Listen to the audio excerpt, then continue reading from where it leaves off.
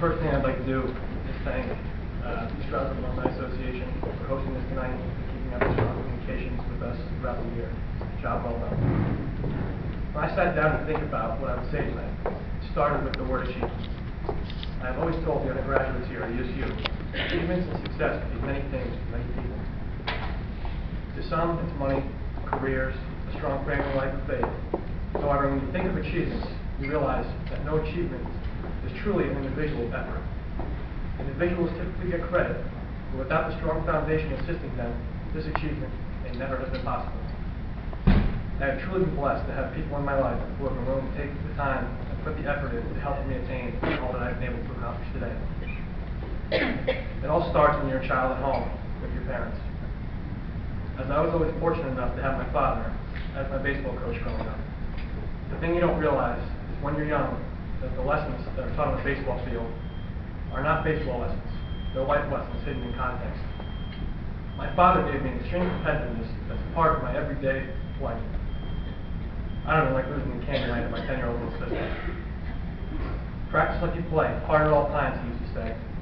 It's not until you get into business you realize how true that statement is. Because once your head leaves the game for even a slight second, there's someone else looking to take advantage of your mental mistake. As you get a little older, you observe your parents and see how the dynamics of a relationship work, and that's when it became clear to me. Dad may have always been my coach, but Mom, she was the general manager. Mom always pushed a strong education. She always said, work hard now or work hard for the rest of your life. That statement is something I wake up to every morning and make sure I go in and give 110% every day. It also influenced me to attain my MBA when I left East Stroudsburg. That's something I never would have been able to do without her support. Combined with my parents, they introduced me to the Sisters of the Villa Walsh Academy. They as well pushed a strong education.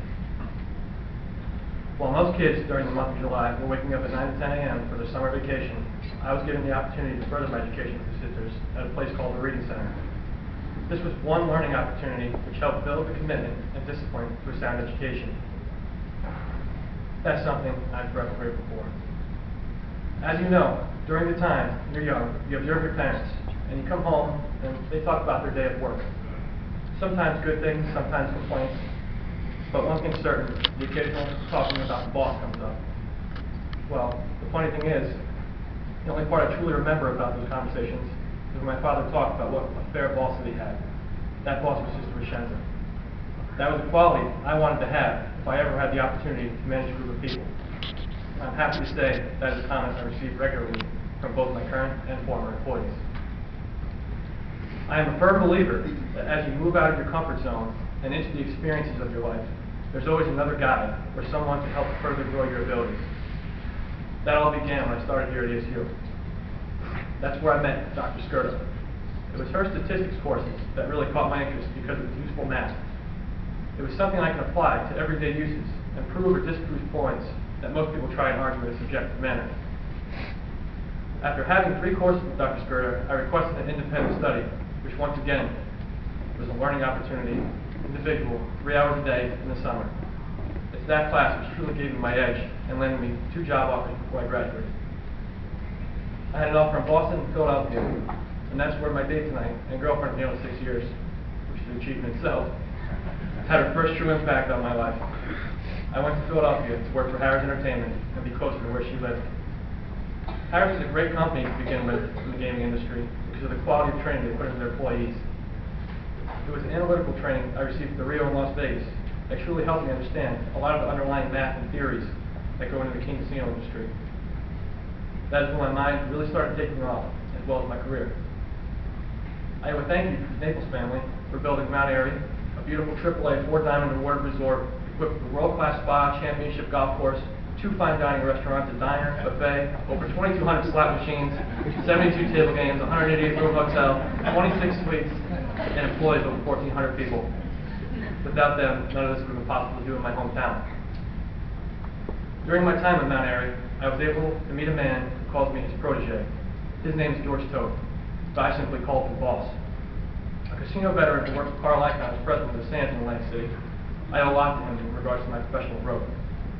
And will always remember, cut costs, use marketing, be honest, and go with the numbers. Together, he and I were able to bring entertainment back to an entertainment-starved area have events at the property, such as wedding expos, salute to veterans, casting calls for television shows, fireworks, Christmas tree lightings, and much more. We were able to amp up our PR efforts, and with the help of our PR firm, land placements in major New York papers, interviews on Fox News and Bloomberg, to name a few. He risked a lot putting me in that position at a young age, and it didn't go unnoticed. Before I finish up, I'd like to talk about one accomplishment in particular. A little background. In 2006, I, along with 17 other brothers, brought the Delta Chi fraternity here to ESU Alumni University because we wanted to be able to leave something here when we left. The values of this fraternity were friendship, education, character, and justice. Since that time, we've had over 90 men complete the program and more than an 85% graduation rate, along with the highest GPA among Greek life for a few years span. In 2008, I was able to introduce these men to another young man who happened to be my cousin, Earl. Earl was a 33-year-old man who stood 4'11", with red hair, and smiled that could light up a room. There was one thing different about Earl. He had neurofibromatosis, which in simple terms is tumors throughout the body, which gave him the mind equivalent of about a 10, 12-year-old. I must say, these young men showed character in how accepting and what immediately initiated him to become a brother. From bowling to Special Olympics, Earl was one of the guys for the first time in his life. The funny thing about this is, as much as he was happy to belong and have friends, I think the guys learned a lot more from him than he did of them. They learned from passion. The sad fact is, about a year ago, we lost Earl to a battle with brain cancer. It was then, with his extended family, that knew about him becoming a brother, but never quite understood what it meant until they finally got it. The 40-plus men that walked in to pay their respects, that lesson they learned from Earl spread throughout the room. The family was amazed at how many people Earl truly touched. Being able to help coordinate that and touch people on that scale with lessons that many people neglect to teach, that to me is a true achievement. With that said, I'm honored to accept this award. Thank you all for listening, and God bless.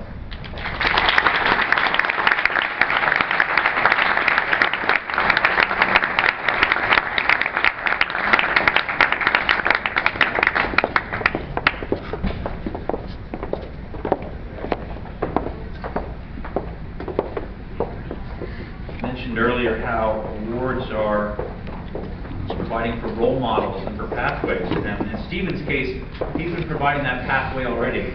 He's hiring ESU graduates and bringing interns from the university out to his facility. So he's making it a very clear path on how to follow. Thank you. The next